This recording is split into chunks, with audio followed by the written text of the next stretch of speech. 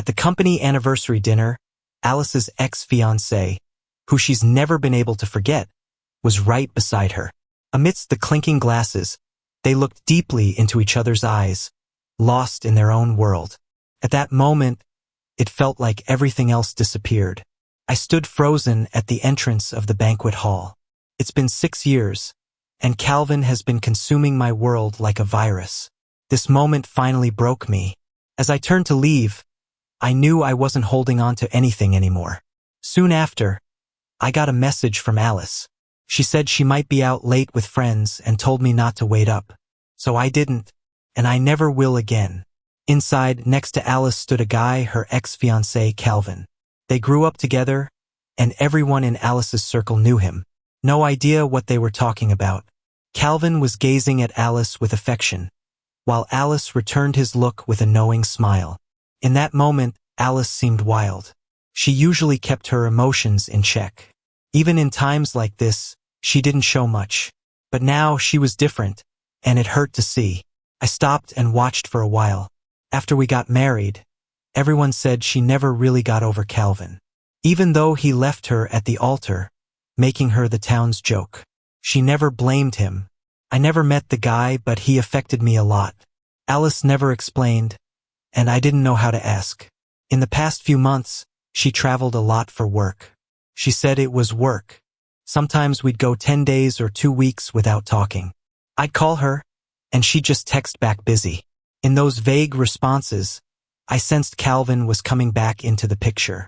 Yesterday, she returned from a trip but didn't come home. This morning, she returned just to change into an old shirt. The shirt was old but obviously expensive and well-crafted.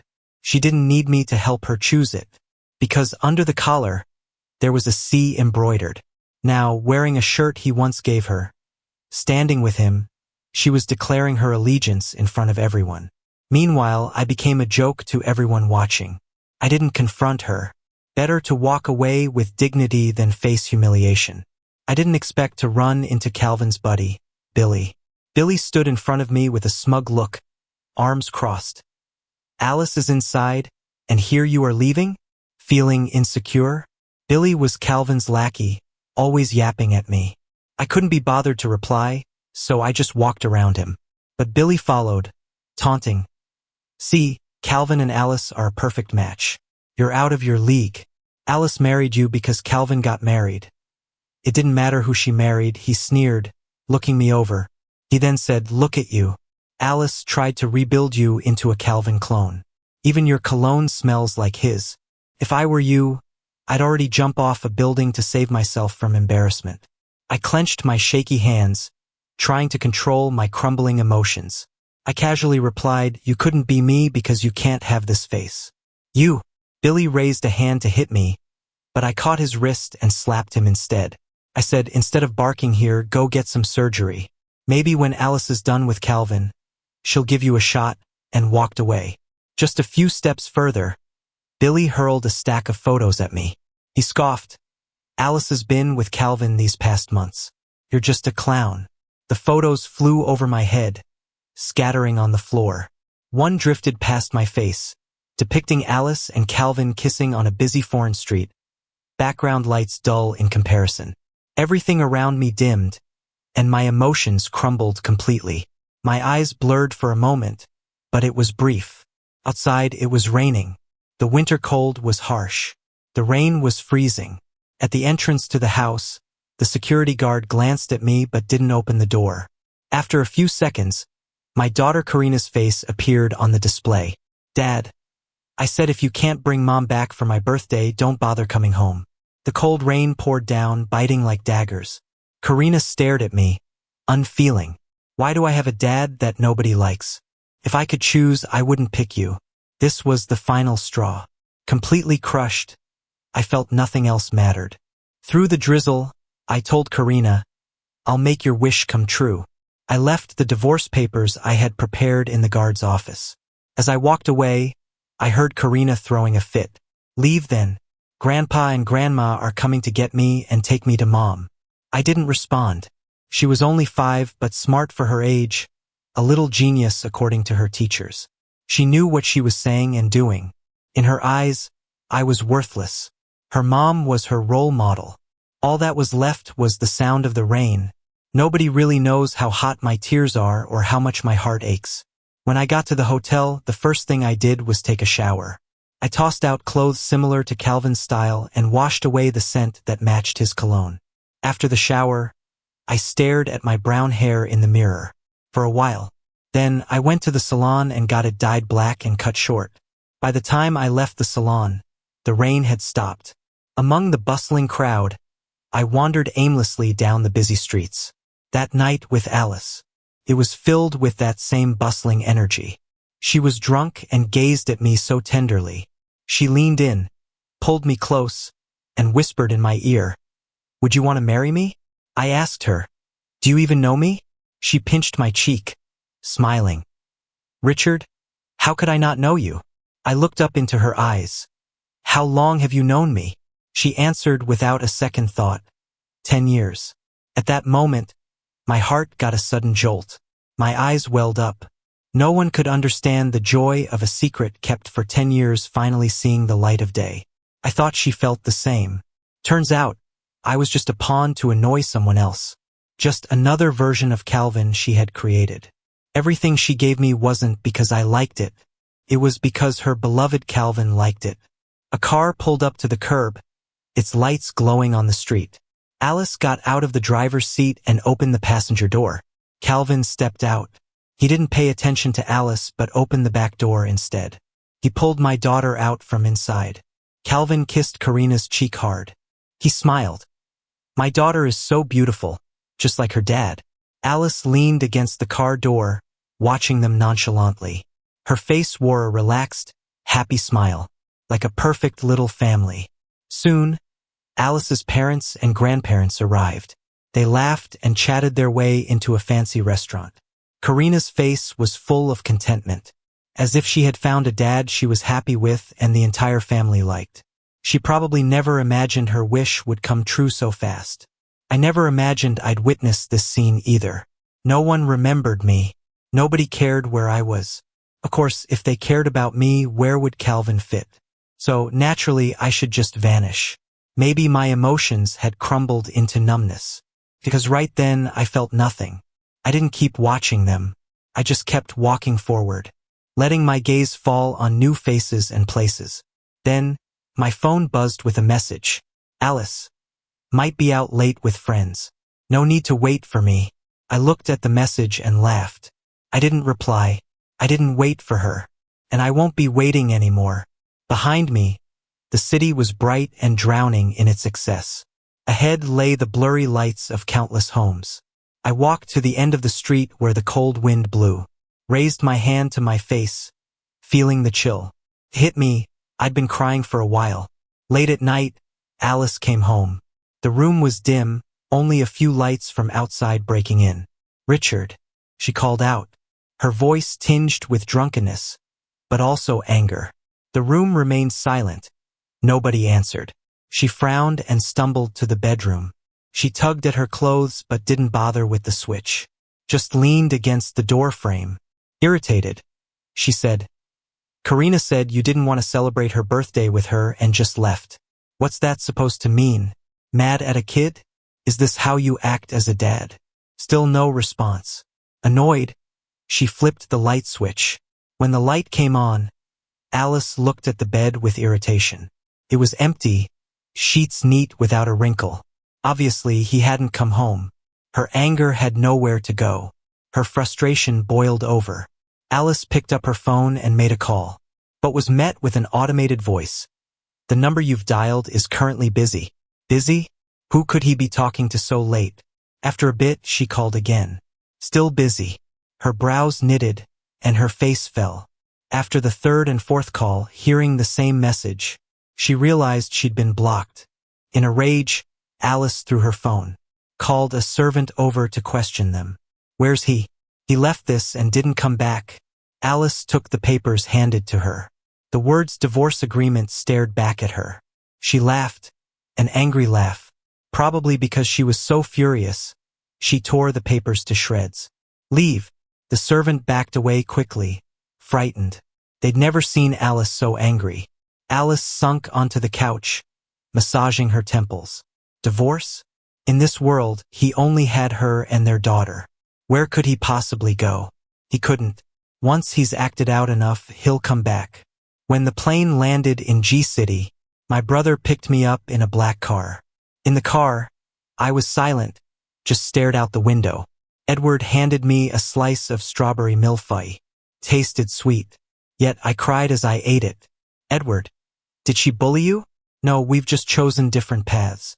Edward, should I teach her a lesson? No need, she was good to me once.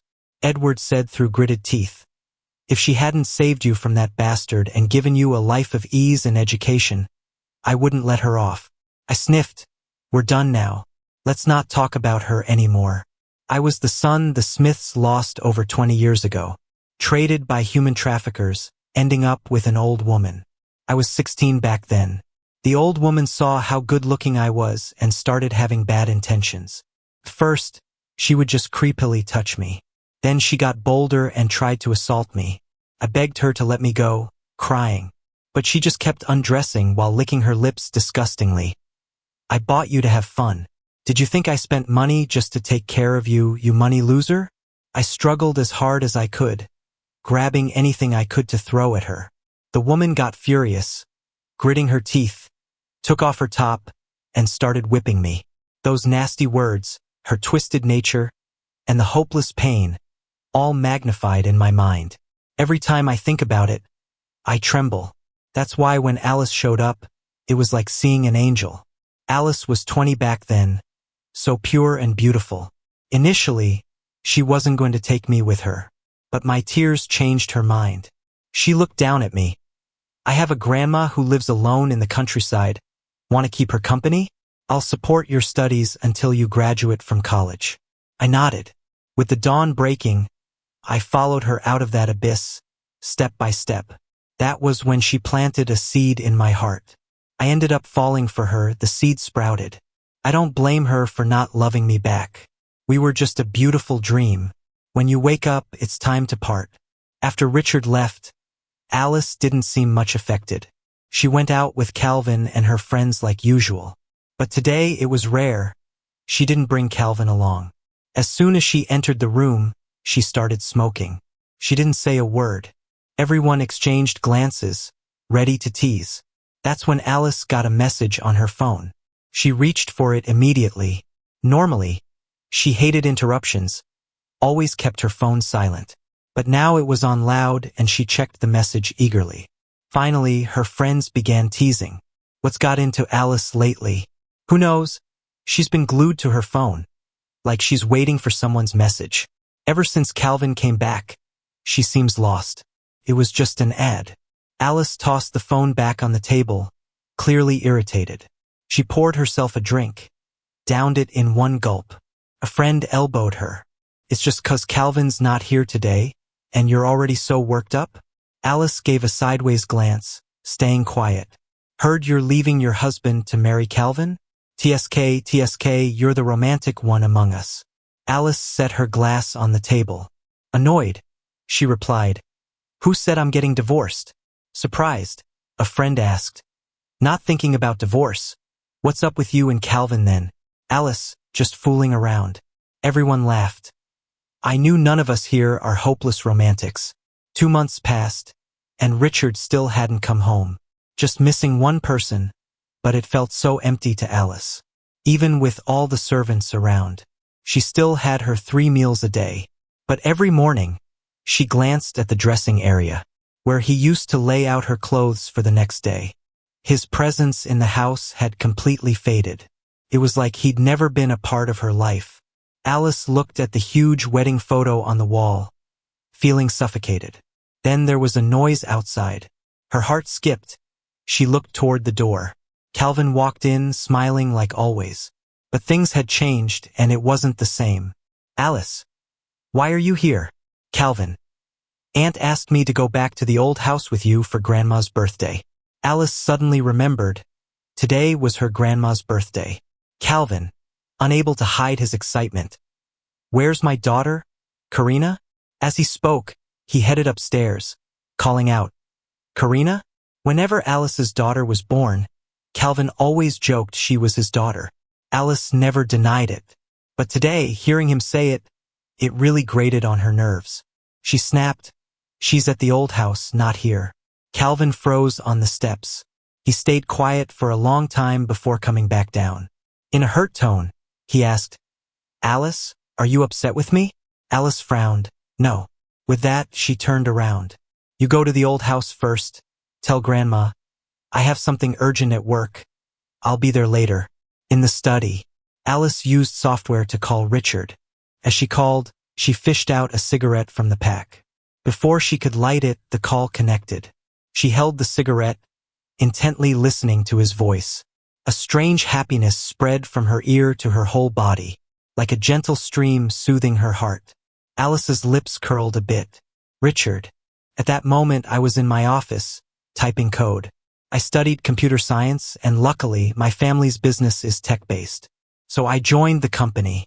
Hearing Alice's voice felt like it was from a different lifetime. "Richard, it's Grandma's birthday today. I don't want to make a scene. Tell me where you are. I'll come get you." I paused for a moment and asked, "Alice, did you sign the divorce papers?" Alice's voice floated. "What?" "Find a time to get the divorce certificate."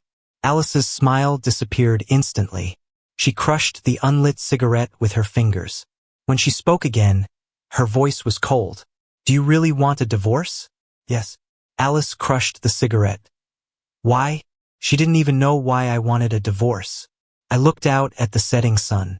For 2 months, Billy had been sending me daily photos of Alice and Calvin together in my email. Alice stood tall and graceful, clean and handsome. Calvin always wore clothes matching her colors. Both had a minimalistic style. A beautiful couple, easy on the eyes. I often remembered our time together. She didn't like me without makeup, didn't like my black hair, didn't like me wearing generic clothes. Only now I understood. With a polished look and high-end clothes, I looked most like Calvin. 16 years of loving turned out to be just a joke. Even now, deciding to leave still suffocates me with sadness. But at least I realized it before it was too late. People have times when they're stubborn. Once you get past it, everything starts to feel pointless. As the sun set, the office became dim. In the glass reflection, I saw my black hair and my favorite outfit, looking all fresh and new. Growing up, people always said I was good looking. Even without makeup, people would turn to look at me on the street. Yet in front of Alice, I never felt confident. She was always the one in control in the relationship. But I was done being the one beneath. After a while, I calmly said, "Being with you is just pointless. If I'm pointless to be with, who isn't?" She asked, "Not your concern." Alice laughed out of anger. "Richard, are you really going to do this?" I chuckled too. "Alice, do you think I'm making a fuss over you?" That made Alice go silent. For so many years, he was always quietly there, giving silently. She never really paid attention to him or understood his feelings. For a moment, Alice felt guilty. Her tone softened. "You don't just leave without saying a word. Give me a chance to explain." My voice was still calm. "You married me without telling me the reason. So when I leave you, you don't need to know why." That bit of guilt she had was swept away by her frustration with Richard. "You should know I don't take being dumped lightly," she shot back. I scoffed. "When Calvin dumped you, you didn't ask questions. What, do you think I'm easy to bully? Alice, if you won't divorce, I'll file for it. My lawyer will reach out tomorrow." "What about the kid? Don't you care about her?" She struck a nerve. "But Karina wasn't my weakness anymore." I chuckled lightly. "Karina is your daughter. She has your blood and will become another you. I'm not a fan." With that, I hung up. It was an app call, so I couldn't block her, but it didn't matter. Truly letting go isn't about blocking someone. My fiancé heard the call end. Alice took off her headset, lit a cigarette, and when the phone suddenly rang in the quiet room, she glanced at the caller ID. It was Calvin. She blew out a cloud of smoke and ignored it. Her reflection on the window showed her gloomy face. Richard's words kept ringing in her head in the smoky room, annoying her to no end. She stormed out to the old house. She never favored men, and Richard was no exception. The house was lively when Alice arrived. Calvin was playing joyfully with her daughter. Her parents and grandparents wore kind, friendly smiles. Calvin always charmed people and was favored by elders since childhood. Even now, Alice's parents and grandparents liked him a lot. He and Alice came from equally matched backgrounds. Even though Calvin was divorced, he was still seen as a good match by the elders. Nobody cared where Richard was. Even his own daughter didn't ask, "Where's Dad?" "Karina is your daughter. She has your blood and will become another you." "I'm not a fan." Richard's words echoed in her ears again. Her brewing anger suddenly erupted. Alice called sharply, "Karina, come here." Karina, giggling in Calvin's arms, didn't move. "Mom, come over here. Calvin, Dad wants to tell you a secret." Alice marched over with a cold face and pulled Karina out of Calvin's arms. Calvin quickly stood up. "Alice, don't hurt my daughter." Alice looked at him coldly. "When did she become your daughter?" She said icily to Karina next. "Don't you know who your dad is? Teachers say you're a genius, but you're really not." Calvin was stunned. Recently, Alice had become distant, clearly fed up with him. She didn't call him for meals or fun with friends or respond to his calls or messages. He felt devalued by always chasing after her, but he couldn't stop himself from wanting to see her. It was Alice's grandmother's birthday, a good reason to see her, but her attitude caught him off guard. Calvin felt anger rising, expecting her to appease him, but she didn't try. Everyone thought she'd leave Richard and marry him if he came back around. Even he believed that. When her daughter was born, he joked it would be his daughter eventually. Alice always laughed it off. Now, she openly called him out in front of the family, implying she wouldn't marry him, and that Karina's dad was only Richard. Calvin's heart sank as his smile faded. Getting up from the sofa, he asked, "Alice, what do you mean?" Alice met his gaze calmly. "Just reminding you not to cross the line. I am married." The elders exchanged puzzled looks. Alice's granddad tapped his cane disapprovingly. "Alice." But she ignored him, staring back at Calvin. "We're only friends." Calvin stepped back. "Alice, you're such a jerk." Compared to Calvin's anger, Alice stayed calm. She didn't even care, just returning the favor. Calvin trembled. So she hadn't forgotten his past runaway act, as rumors said. Her flirting wasn't due to lingering feelings. It was just to make him taste what it's like to be abandoned and ridiculed. Calvin suddenly laughed. How could he forget? She was never the forgiving type. Alice was always the one who sought revenge without holding back. Calvin clenched his hand, looking at Alice coldly. "Alice, you still do things without considering others' feelings. If Richard can stay with you, it just proves he's pathetic." With that, Calvin walked away. Alice's grandpa was so furious, he almost ended up in the hospital. Her dad grabbed a whip and lashed at Alice. But Alice didn't make a sound the whole time. Once she was covered in welts, and the elders were satisfied, they stopped. Then she quietly said, "I won't get a divorce." Later that night, I was asleep. The phone rang. I groggily picked up. It was silent for a while before a voice spoke. "This is Calvin." My eyes opened, thoughts becoming clear. "What's up?" "I heard you're divorcing Alice because of me. If I wanted to be with Alice, I wouldn't have bailed on her wedding, and you wouldn't exist. So, don't worry, Mr. Calvin. There's nothing between Alice and me. Sure, she liked me a lot and was a mess when I ditched her, drinking all day. Right before her wedding, she asked if I really didn't want her. But that was years ago. We're different now. We're just friends." It was surprising how well Calvin knew about me and Alice. It was honestly laughable. His words seemed conciliatory but were really a challenge. Anyone who hangs with Billy couldn't be good news. I chuckled, not letting him off easy. "Mr. Calvin, is that being a hypocrite? What, couldn't have Billy do your dirty work this time, so you're here to attack me personally? Did Alice dump you so now you're scrambling?"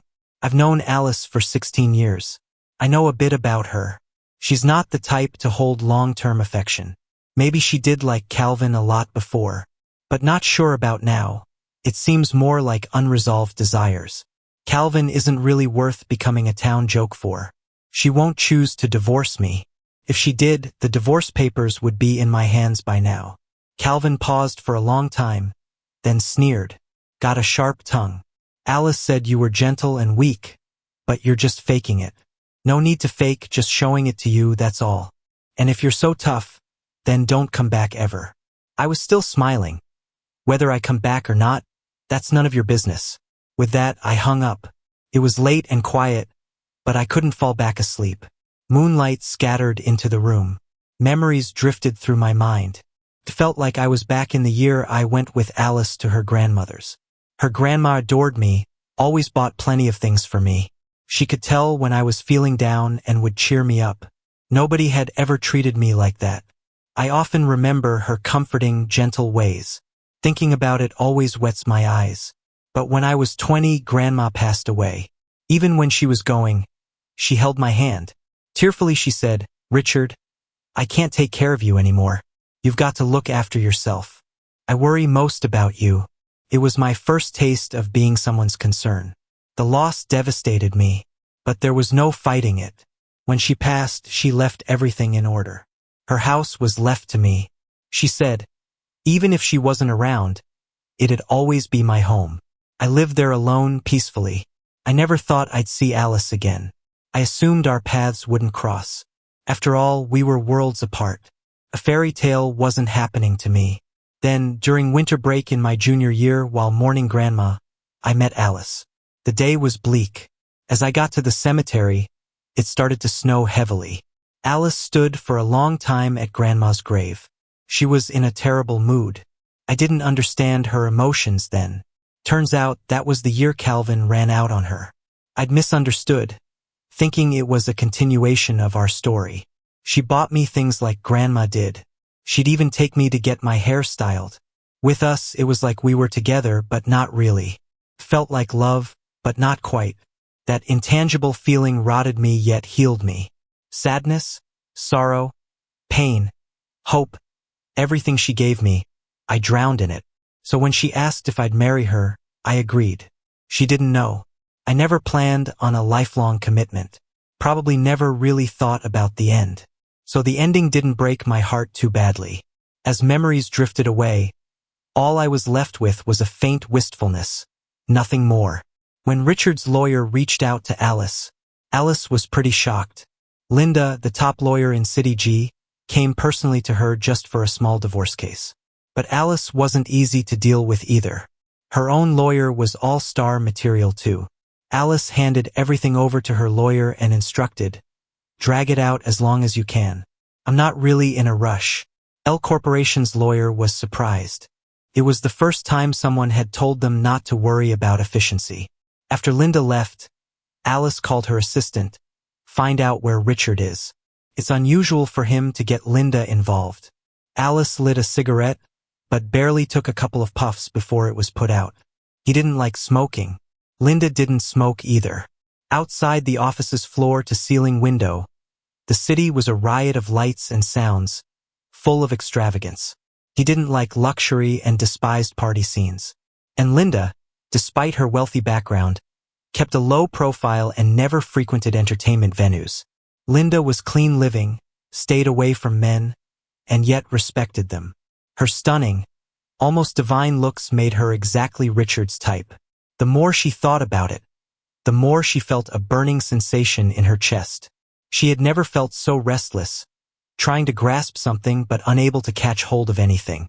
Over a month passed, and the assistant tried many ways but still couldn't find Richard.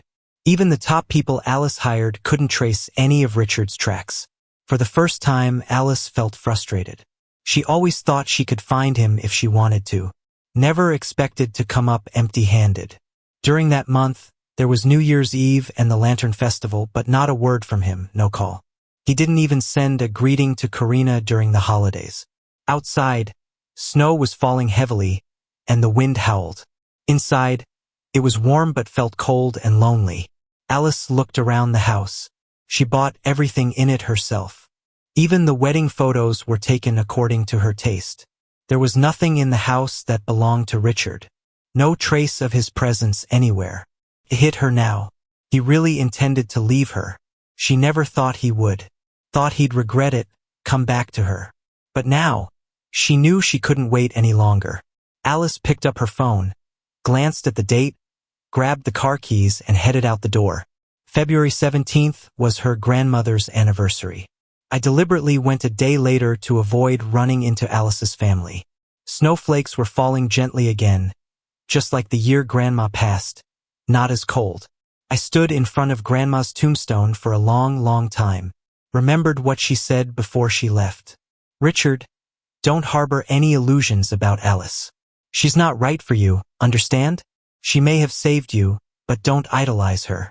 She's just an ordinary person with many flaws. She won't care about others or their feelings. She's not all that great, saving you probably used up all the good in her. Richard, don't dive into the sea of suffering.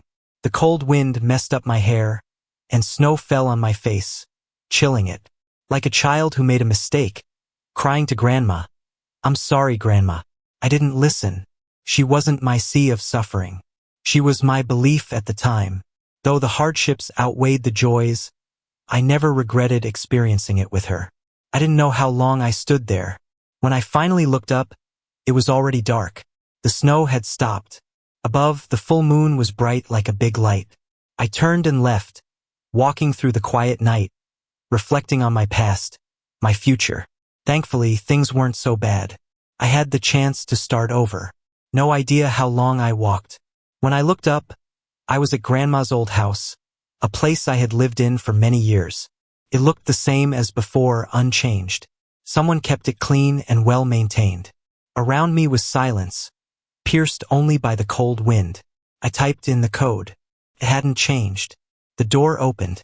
Inside, Alice had been waiting, standing just behind the door. Hearing the noise, my heart raced. She shook her head, wondering why she was acting like a nervous teenager. I didn't expect to see Alice right there when I opened the door. Startled, I turned to run without a second thought. But just as I was turning, Alice grabbed me, pulled me inside, and shut the door behind us. Gritting her teeth, Alice said, "Finally found you. Let go." I snapped, but she didn't let go. Instead, she cupped my chin and kissed me hard. Alice always had that someone else in her heart. Yet sometimes she acted obsessed with me, especially in moments like this, her kisses wild. If it were before, I might have lost my mind over it. Now it just sickened me. In a moment of anger, I slapped her hard across the face. I used all my strength, hand stinging, leaving a red handprint on her cheek. Alice had never been hit by anyone before, especially not across the face. Her gaze sunk as she looked at me. My eyes burned, tears streaming down unexpectedly. I turned to leave, reaching for the door. Alice pressed it shut. "You've hit me already. Still want to leave?" I stood with my back to her, got my emotions in check. All my feelings, my belief was once centered around her. But in the end, it was ridiculous, laughably absurd. "Alice," I said, "I told you I wouldn't regret the divorce." Looking at the top of his head, Alice asked anyway, "Is it because of Calvin?" "No," I replied irritably. "Calvin, no matter what, was just an outsider. I had realized clearly she would never love me, never care about me. A marriage like that, it really meant nothing. Once, I thought all I needed to do was love her. Now, I realize I was overestimating myself. Who loves without expecting anything in return? Anyway, life is short, yet it seems long, too. If you keep draining yourself, you turn into someone everyone despises. A lunatic." Alice grabbed my wrist, stopping me from leaving. "I did like him once, but that was in the past. There's nothing between us now." I shook her hand off, annoyed. "Nothing? So what? When you were hanging out with him for months, did you ever think of me? When you flirted with him in public, did I cross your mind? After I left, did you think of me while you two paraded around everywhere? You've had the best of both worlds, and now you say there's nothing? Alice, I'm not your lapdog you can call and dismiss at will. I've owed you a debt of gratitude, and I always hoped you wouldn't become someone who disgusts me. Yet here we are." Alice looked down at me, silent for a while. Her face darkened. I knew she was pissed off. Who wouldn't be upset if someone pointed out their ugliest side so ruthlessly? but no one cared about her feelings. I chuckled, Alice, I don't want us to part ways as enemies. Get the divorce done quickly so we won't have to meet again. Alice sneered, can't be swayed. Huh? Richard, are you gonna keep acting out? Her trying to sweet-talk me was a joke. Alice, you don't honestly think I'm begging you for pity, do you? With that, I walked away. Didn't even glance back at her. The yard went silent again. Only the howling cold wind wrapped around my ears. Bone-chilling cold. Alice stood there for a long time, long enough that the wind numbed her completely. She'd always been proud, never bowed to a man. When Calvin bailed on their wedding, she was upset but didn't fall apart. She never truly bowed her head. A few text messages sent without a care could leave Calvin distressed. So when she got married, he reached out. Hearing his voice felt like victory to her. For a long time after that, Calvin would text her now and then. The man who once looked down on her was now pathetic, thinking she was waiting for him like a dog. When her daughter was born, Calvin claimed she was his child. She never challenged that. Letting him drown in his fantasy only to shatter it later was the sweetest revenge. See, she never had deep feelings for Calvin. His ditching her on their wedding day left her humiliated, the city's laughingstock. When had Alice ever been insulted like that? Of course, she'd remember it. So when everyone thought she was pining for Calvin and married Richard to spite him, she kept silent. Enough rumors and people took them as truths. Even Calvin believed them. So Calvin got divorced. He returned the first thing after the divorce. She didn't disappoint him. At the company anniversary dinner, she wore a shirt he once gifted her, embroidered with a C at the collar. That day, Calvin, once the noble prince, was now throwing himself at her without a shred of dignity.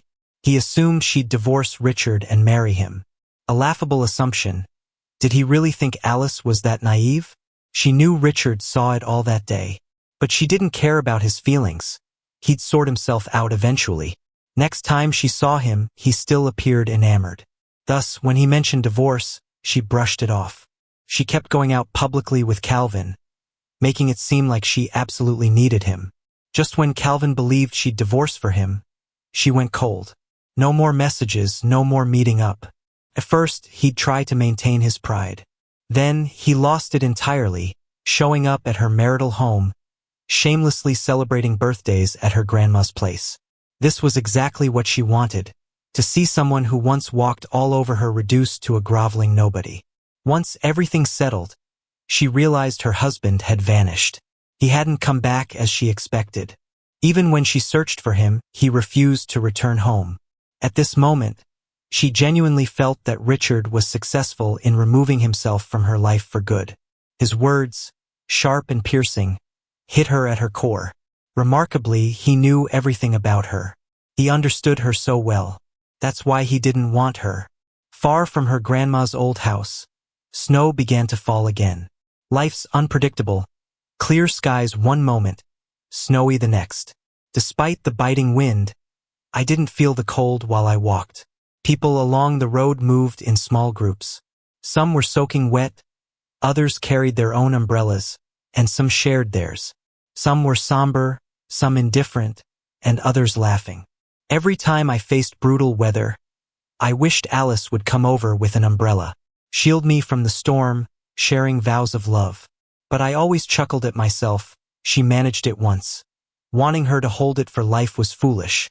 Someone like her wouldn't muse over keeping a man dry. I paused, closing my eyes.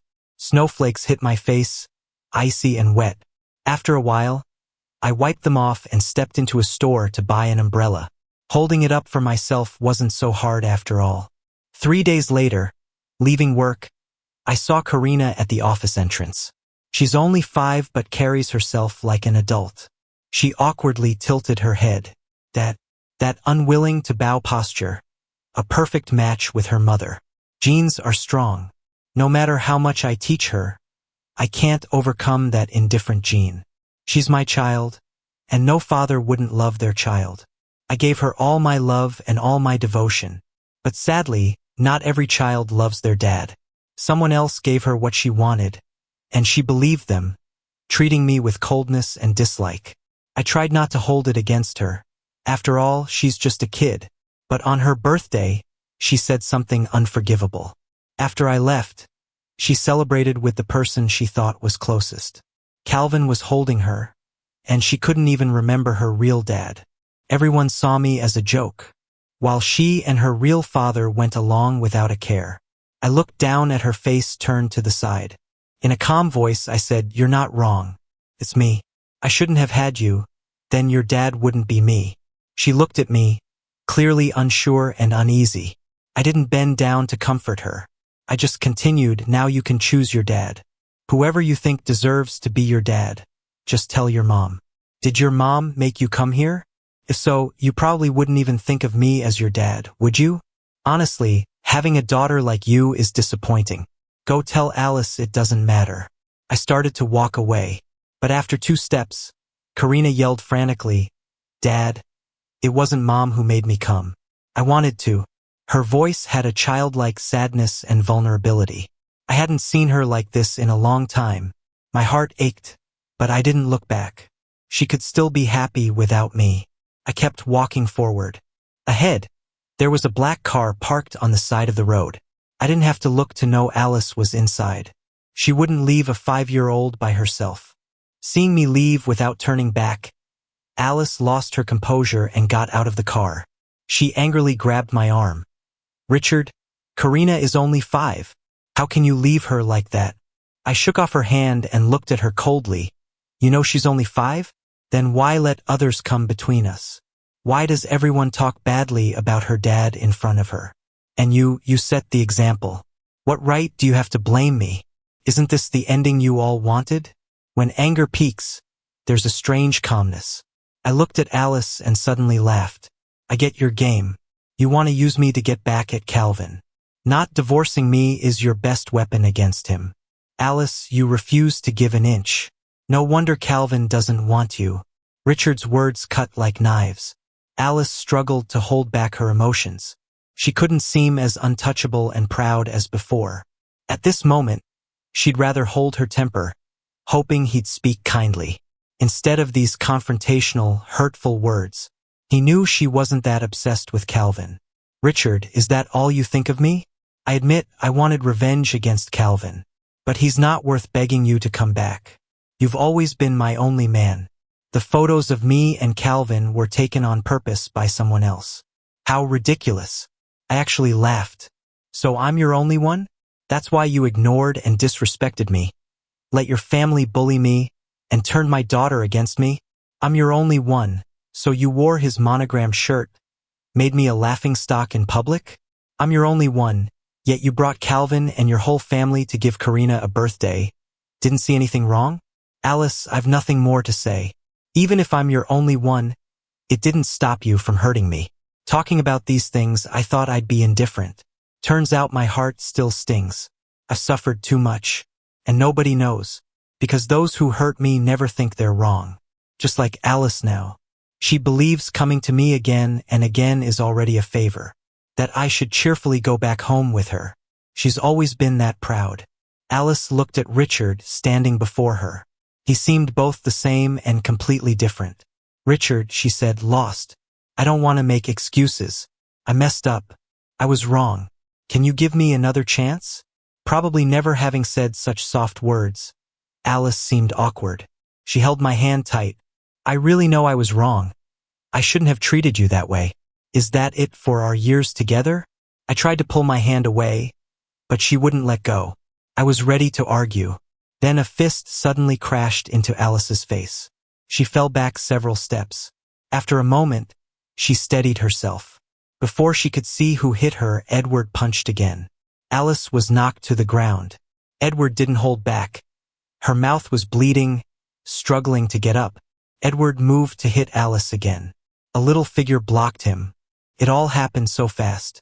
As I realized and rushed to stop Edward, his fist stopped just inches from Karina. He was furious, veins popping, and stood up straight. "You brat, where were you when your dad was getting hit? You're quick to defend this worthless mom of yours. Guess you inherited nothing good. Your dad's right not to want you." Karina's eyes turned red. "Who says my dad doesn't want me?" "Edward, Clearly, your other dad is at home. Go find him with this mother of yours. Karina, mature for her age, was still just a child. Edward's words brought her to tears. She looked at me all pitiful, like she hoped I'd be on her side. But I wasn't. She had to realize that her actions and words have consequences. Instead of looking at Karina, I glanced at Alice on the ground. My intention to divorce was firm. I hoped she'd cooperate with the lawyer to get it done. I said my piece and was about to leave with Edward. From behind us, Alice's mocking laughter echoed. No wonder you don't want me anymore. You found someone new. Richard, your love is cheap. I stopped but didn't look at her. Just as I was about to say something, Edward cut in. Alice, don't make me hit you again. No matter how cheap his love is, it's not for you. With that, Edward pulled me away quickly. He seemed angrier than me, and it was the first time someone stood up for me. And that person happened to be my brother. It warmed my heart for no reason. I smiled and said, thanks, bro. Edward replied, no need to thank me. I'm always your backup. You've got the whole company behind you. No one will dare bully you again. Alice struggled to get up, wiped the blood from the corner of her mouth, and watched Richard and Edward leave. Her eyes filled with anger, almost consuming her. She couldn't calm down. This uncontrolled emotion was driving her insane. Mom, are you okay? Karina looked at her coldly. Useless, couldn't even keep Dad. Karina lowered her head. What are you going to do? Alice replied, I don't want a divorce, but what can I do? Karina said, you don't deserve my dad. He's not happy with you. Just end it. There was a deeper meaning behind her words. Alice looked at Karina. Did you push your dad away on purpose? Karina didn't respond, just got into the car by herself. As she climbed in, tears fell from her young face. She didn't remember how many times she'd woken up in the middle of the night to find her father silently crying. Since she'd become aware, she'd rarely seen him truly happy. His smiles often seemed resigned to his fate. He loved her, but he wasn't happy. So she became that last straw for the camel. She wanted her dad to live for himself, not for her or her mom. When they were set to announce my identity, a big party was planned in G-City, inviting a lot of big names. No matter what, Alice had saved me once. Our family needed to thank her for that. So I asked Edward to invite Calvin and Billy. As they arrived at the hotel, I got out of the car. Billy saw me and, as usual, barked at me. Yo, isn't it Richard? Spruced up. Huh? But no matter what, you can't change your loser fate. Can't believe I'd run into you here. Who's your new sugar daddy now? That outfit's a limited edition. Which lady was starving enough for you? Billy laughed hard, elbowing Calvin. Calvin, see him trying to look like a princess? Isn't that something? Calvin rolled his eyes disdainfully. Why waste words on someone who's been my stand-in for so long? Looking at me, Calvin said, pardon my frankness, using youth and looks to snag women isn't a long-term plan. Guys should know their worth. Rich women don't care about you. You don't hold any value. I smiled, flicking my hair. Thanks for thinking I still look young. Calvin sneered, shameless. Still smiling, I replied, Mr. Calvin, you're right. Guys should indeed maintain their dignity. I'd like you both to see something, and hope you'll live better after. With that, I snapped my fingers. The huge screen above the hotel and all the ad displays on the street changed their images. The screens showed Calvin and Billy's wild years. The footage of their parties with women and men was scandalous, almost like something out of an adult film. But that's not the worst part.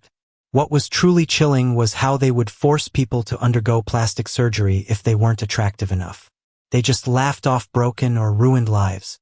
Many lost their lives, and their rich families had it swept under the rug. If the families of their victims didn't settle, they beat them into submission. They'd stomp on victims' relatives' heads, laughing wickedly. As the video played, Calvin and Billy's faces went from disdain to panic. Calvin reacted first, lunging at me, but before he could touch me, Edward kicked him away. Billy looked at Calvin on the ground, cursed at me. Richard, you piece of trash, you just wait. Edward, are you blind, standing up for this man? Edward raised his hand. His bodyguards moved in, sealing Billy's and Calvin's mouths with tape. You think you can insult our family's eldest son? Calvin and Billy looked terrified, like they were in a horror movie, but they'd lost their chance to speak.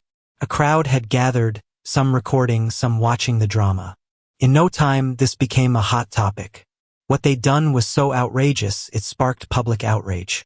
Many began throwing trash at them. I stood aside, watching indifferently as karma caught up with them.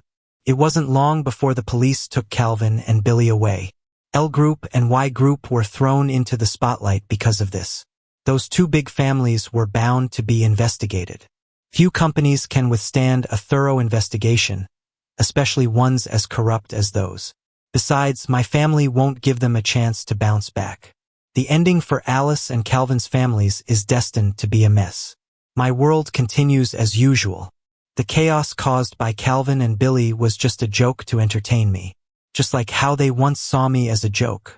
No one's bothered by their embarrassment, just laughing at it. Amidst the fading lights, I saw Alice. She wore a black business suit, as neat and sharp as ever. But I'm no longer the same me. Even though it's only been a few months, feels like a century has passed. She approached, keeping some distance, quietly staring at me. Maybe she's surprised by the new me and doesn't know what to say. After a while, she lowered her eyes dejectedly. You found your family? I'm happy for you. I looked at her, frankly, calmly. Alice, thank you for saving me from the abyss all those years ago. Even though things are broken now, I still hope you're well. Suddenly, Alice felt a twinge in her heart. She couldn't quite describe what she was feeling at that moment. Stifling, painful, unforgettable. People always grasp how deep love is through the pain of parting.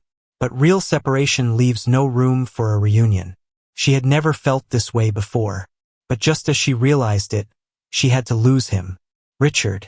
There was a slight tremble in her voice. I know I was a jerk before, ignoring your feelings. I've never truly loved anyone. Everyone thought I loved Calvin. But actually, I cut her off. You don't love anyone, you only love yourself. Alice froze, unable to refute. Can't you give me another chance? I promise I'll change. I shook my head. No need, Alice. Richard, let's end this on a good note. Alice, don't make me disgust you further. I turned to leave. She suddenly grabbed my wrist, pulling me into a tight hug. Her grip was so strong, I couldn't move. Before I could speak, she whispered in my ear, I've loved you since I saved you. You planted a seed in my heart back then. It just took too long to grow. From now on, a disgusting person like me, won't bother you anymore. No need for a lawsuit, I'll go with you to get the divorce papers. On the day Alice and I got the divorce papers, all the elders showed up to apologize to me. They all hoped I wouldn't divorce Alice. Alice's mom took my hand and talked with me upstairs for a while. She took out their family heirloom for me. Richard, rest assured, if Alice dares pull any crap again, I'll make sure she regrets it. Ever since you left, Karina's been downcast. For the kid's sake, won't you give her another chance? Looking at that invaluable heirloom, I didn't take it. It's only for their son-in-law. But before, she wouldn't give it to me. Now she's sweet-talking and offering me a bracelet. All because my identity as the Smith's son in G-City is more prestigious than Calvin's. Turns out, power really does change people. I smiled a bit, politely declined. Auntie, leave this for a more suitable son-in-law. I stood up and went downstairs. Alice stood at the stairway, looking up at me intently. Her hands quietly clenched, her eyes full of hope. Our eyes met. My nose stung for a moment. Maybe she loves me, but we've never really been in love. I lowered my eyes, step by step, walking to her. Let's go. Where? Get the divorce papers. After the divorce, Alice would always secretly keep an eye on Richard from a distance. She often wondered if that morning she hadn't worn the shirt with a C on it. If she'd taken Richard to that party. If Karina's birthday, during dinner, she'd remembered him. Would their story have ended so abruptly? But life's a one-way ticket. No turning back. Everything with him was buried in that day's light rain. Richard never remarried nor dated. He shone in his career field, met many new people. His life became colorful. But still, no woman by his side. Her heart would often skip a beat. Maybe he still loves her. But just as soon as she thought that, it seemed ridiculous. He stayed single, never looked back at her. She could only imagine how low she ranked in his heart.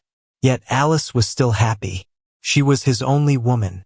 But on a Valentine's Day 3 years later, Richard came out finally with a woman by his side. And that woman was Linda. Alice sat in her car, staring at them intently, her hands tightly gripping the steering wheel, fingers turning white. They went to a bustling snack street. Amidst the earthly delights, they chatted, exchanged glances. Alice squeezed through the crowd, watching Richard and Linda ahead. His smile was so bright and easygoing, his gaze so pure, that used to belong to her once upon a time. In the clamor, his face grew large in her vision. Her heart began to ache. It was the tearing away of him completely from her world. That's what truly loving someone feels like.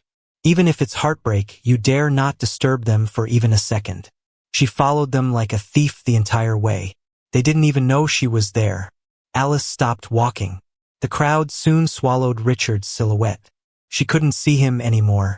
He'd started a new life, while she was still stuck in the mud of the past. Ahead was an ordinary life's romance.